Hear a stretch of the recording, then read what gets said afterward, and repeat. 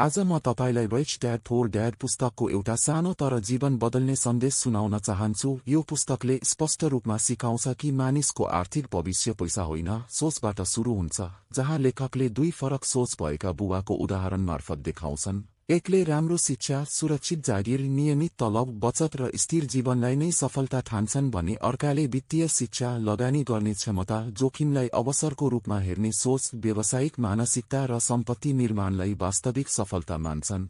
यस पुस्तकको मूल सन्देश भनेको धनी बन्न धेरै पैसा कमाउनु होइन, पैसालाई कसरी काम लगाउने भनेर जान्नु नै साँचो धनीपन हो भन्ने हो, जहाँ एसेट, पैसा ल्याउने सम्पत्ति र लायबिलिटी, पैसा खर्च गराउने दायित्व बीचको फरक बुझाइन्छ। पासिभ इन्कम बनाउने सोच विकास गरिन्छ।